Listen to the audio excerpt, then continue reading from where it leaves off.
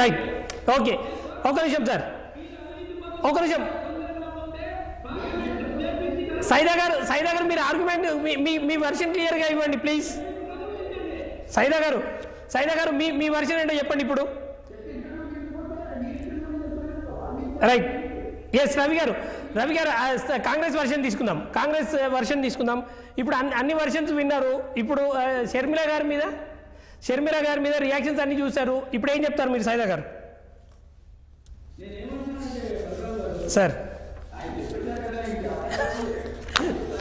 చెప్పనివ్వండి ప్లీజ్ ఆయన చెప్పనివ్వండి. సైదా గారిని చెప్పనివ్వండి ప్లీజ్. ఒక నిమిషం చిన్నప్పరెడ్డి గారు ఆగండి. రైట్ సైదా గారిని చెప్పనివ్వండి ప్లీజ్.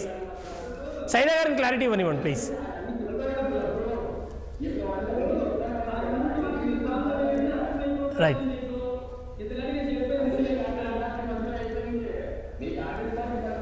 రైట్ ఒక నిమిషం రవి గారు ప్లీజ్. రవి గారు ప్లీజ్. రవి గారు ప్లీజ్. రైట్ ప్లీజ్ ఆర్గ్యుమెంట్ వద్దు దయచేసి మనం ప్లీజ్ మీ ఇద్దరు మంచి పొజిషన్లో ఉన్నారు. మీ పట్ల గౌరవం ఉంటుంది పబ్లిక్కి. ప్లీజ్ వద్దు. సైదా గారు ప్లీజ్ మనం ఛాలెంజ్లు చేసుకోవద్దు. మనం విషయం చెప్పండి ప్లీజ్. సబ్జెక్ట్లోకి రండి దయచేసి.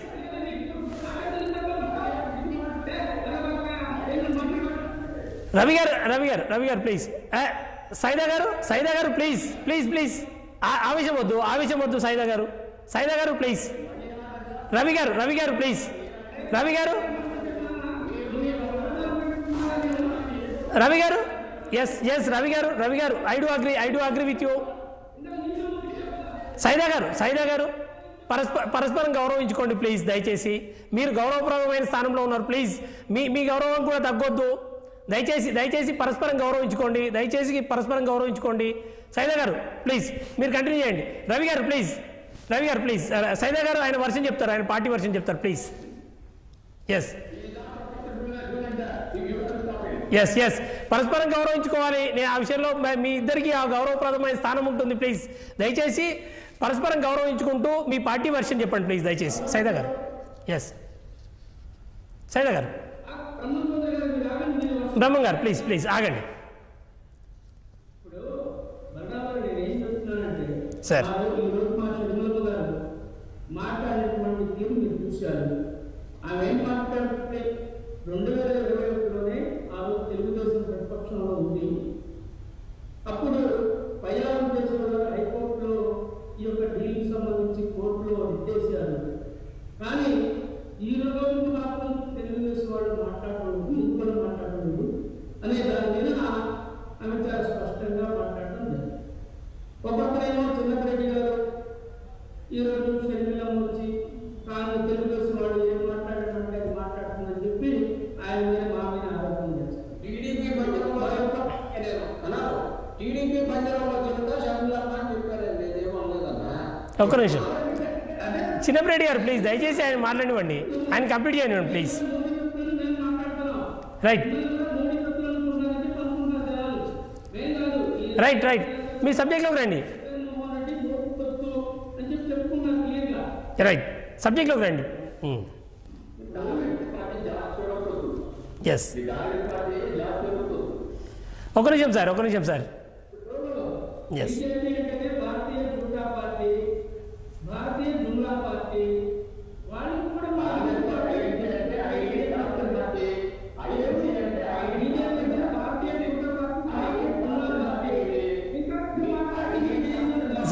సార్ రవి గారు ఆయన కంప్లీట్ చేయనివ్వండి ప్లీజ్.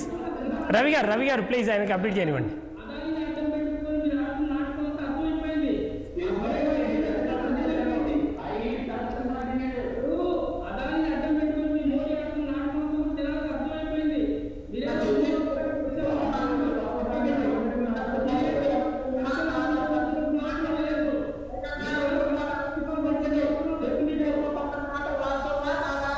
ఒక్క నిమిషం చిన్నరెడ్డి గారు ఆయన కంప్లీట్ చేయనివ్వండి ప్లీజ్.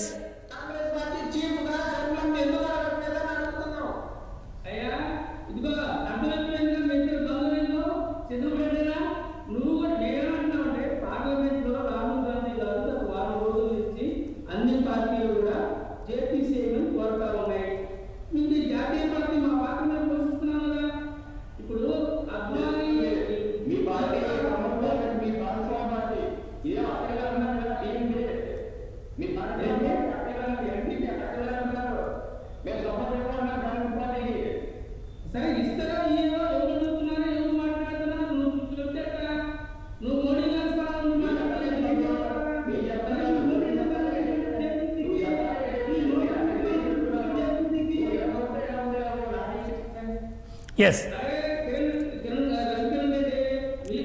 రవికిరణ్ గారు ఆయన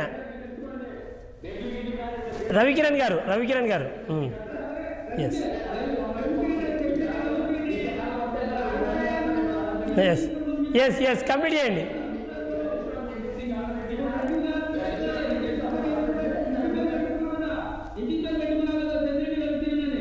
ఎస్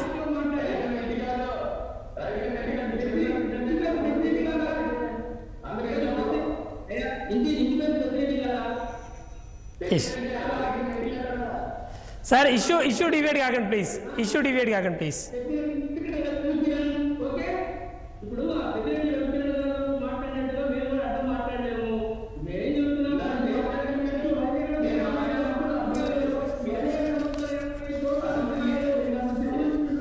అవినీతి జరిగిందో ఈ రాష్ట్ర ప్రభుత్వం 2021లో ఏ విధంగా అంతా తీసుకుందో దీనిపై ఎఫ్ఐఆర్ మరి కేసును నమోదు చేసి ఎవరైతే దోషులు ఉన్నారో వాళ్ళని అరెస్ట్ చేయడానికి ప్రయత్నాలు చేస్తా ఉందో దీనికి సంబంధించి ఇప్పుడు డబుల్ ఇంజిన్ సర్కార్ ఉన్నటువంటి రాష్ట్ర ప్రభుత్వం చర్యలు తీసుకోమని చెప్పి కాంగ్రెస్ పార్టీ మేము కోరుతా ఉన్నాం. మా శ్రీలంక గారు ఈరోజు ఏసీబీ ఆఫీస్కి వెళ్ళి ఆమెకు రిప్రజెంటేషన్ కూడా ఇచ్చింది. ఆమె వెళ్ళినటువంటి సందర్భంలో అక్కడేమో కూడా ఏసీబీ సంబంధించినటువంటి డీజీ కానీ ఏడీజీ కానీ ఆఫీస్ నుంచి లేకుండా వెళ్ళినటువంటి పరిస్థితులు. ఆమె స్వయంగా మరి ఏసీబీ ఈ విధంగా మరి ఎందుకు వ్యవహరిస్తా ఉంది ఏంటి, దీని ఎందుకు చర్యలు తీసుకోలేదు, ఇంత పెద్ద ఒక స్కామ్ జరిగినప్పుడు స్పందించాలి అని చెప్పి ఆమె మాట్లాడింది. మేము ఒకే కోరుతా ఉన్నాం, ఎందుకంటే ఎవరితో సొత్తు కాదు, ఇది మన 5 కోట్ల ఆంధ్ర సంబంధించినటువంటి ఆస్తి. ఈ 25 సంవత్సరాల పాటు దీన్ని ఏకపక్షంగా ఒప్పందం చేసుకుని 1,60,000 కోట్ల రూపాయలు ప్రత్యేకమైన భాగం సంబంధించిన కాదు. ఈ విషయంలోనే కాంగ్రెస్ పార్టీ ఈరోజు శ్రీరామ గారు ఒక రిప్రజెంటేషన్ ఇచ్చారు.